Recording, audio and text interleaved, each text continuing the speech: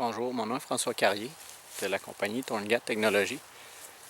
J'ai eu comme une petite inspiration hier, puis je voulais faire ça ce matin, vous parler un petit peu de ce qui se passe depuis les 2 dernières semaines, je dirais, avec le fameux lion Cécile qui a été récolté en Afrique.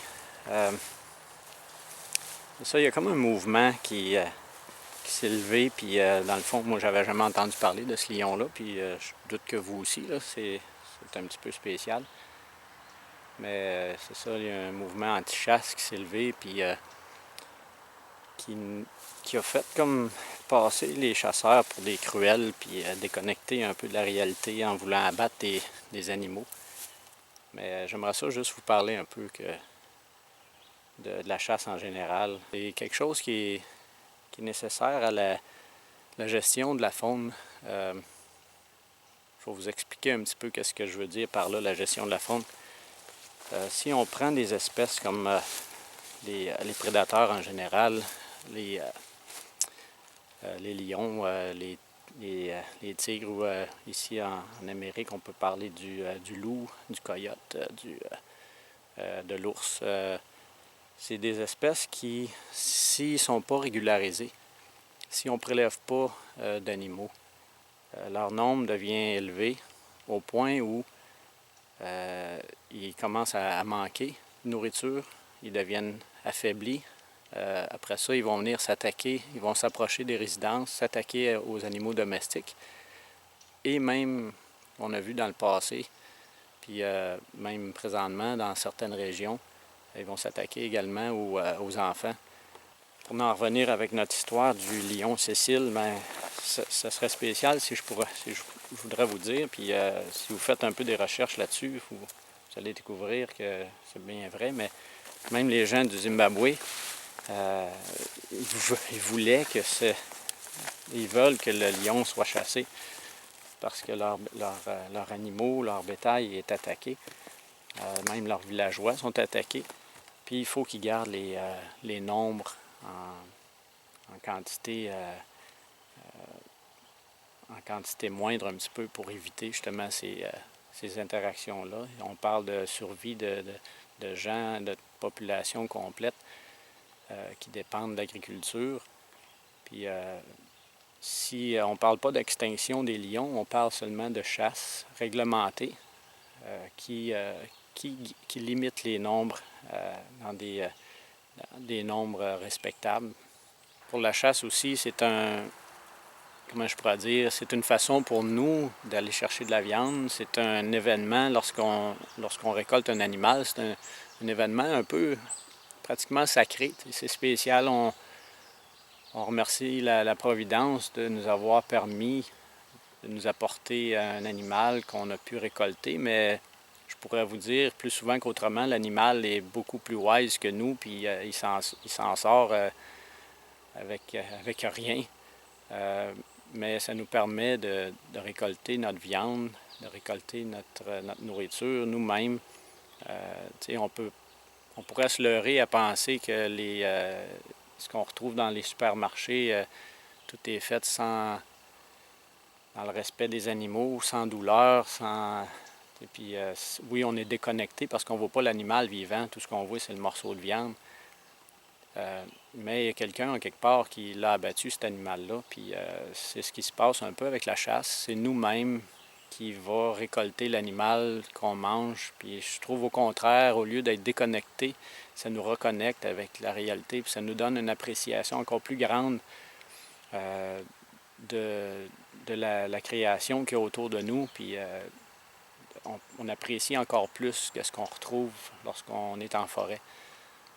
Ça nous permet de vivre des expériences assis dans notre arbre ou par terre, les rencontres qu'on fait avec les animaux qui, quand on ne bouge pas puis qu'on ne sent rien, on fait attention à notre odeur, on peut rencontrer des animaux tellement proches que jamais on aurait eu la chance de faire ça si on n'avait pas été là dans le bois à prendre le temps de vivre ces choses-là. Mais il y a aussi une question de maladie là-dedans, c'est que si les animaux ne sont pas gardés dans des nombres ou selon ce que la région peut supporter, c'est qu'elle devient dans des nombres, on pourrait dire presque incontrôlables. S'il arrive une maladie, elle peut décimer toute une population. Alors que si les nombres sont gardés plus restreints, il y a moins d'interaction entre chaque individu, puis il y a moins de chances que la maladie se propage à tout un ensemble d'un groupe, d'un cheptel d'animaux. Ouais, j'aimerais ça aussi vous parler du fait que les chasseurs sont les plus grands conservateurs qu'on pourrait dire. Premièrement, les permis de chasse. Une grosse partie de l'argent va à la conservation. C'est l'argent des permis de chasse qui contribue à la conservation des espèces, l'aménagement de nouveaux habitats ou la sauvegarde des habitats existants, les parcs et ces choses-là. Puis la pêche, la même chose. Ensuite de ça, les chasseurs, ben, c'est des grands amants de la nature. Moi, je tripe autant, qu'on pourrait dire, juste à les filmer, les photographier. C'est un petit peu ça qui m'a apporté à créer le support de caméra que j'ai présentement. C'est une activité qui nous permet de vivre des émotions, puis aussi de passer beaucoup de temps en famille. On considère que c'est une activité qui est saine, qui nous éloigne de la routine quotidienne de la maison, mais aussi qui nous permet de relaxer, qui nous permet de se ressourcer pour repartir avec le soir ou la fin de semaine, puis le lundi arrive, on repart les batteries rechargées, comme on dit. On a aussi, depuis plusieurs années, un phénomène un petit peu spécial, c'est que les gens aiment filmer leur chasse, puis, ou bien aller voir des vidéos de chasse.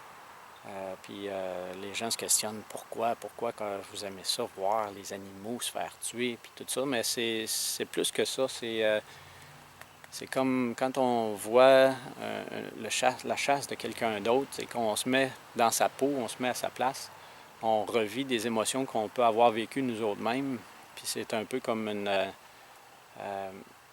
sympathie ou envers l'autre, ce qu'il vit dans sa situation de chasse. C'est un peu pour ça qu'on aime ça. C'est comme une communauté, on se comprend, puis on revit les mêmes émotions qu'on peut avoir vécues nous autres mêmes. Puis on se souhaite tous du bon succès dans nos poursuites.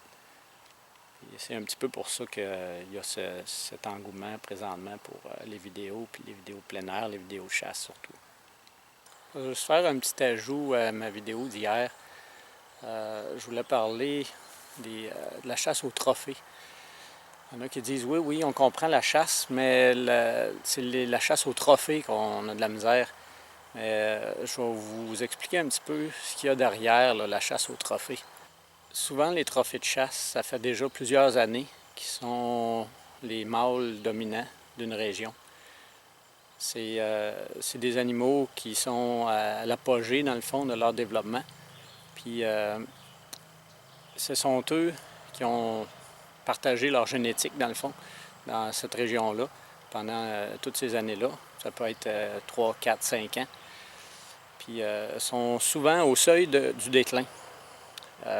Puis de les récolter, ça fait presque éviter une mort beaucoup plus atroce, soit tués par un autre opposant avec qui ils vont se battre, ils vont épuiser leur énergie, puis ils vont aller mourir, agoniser dans un coin, ou bien ils vont carrément mourir de vieillesse, ils vont attraper une maladie.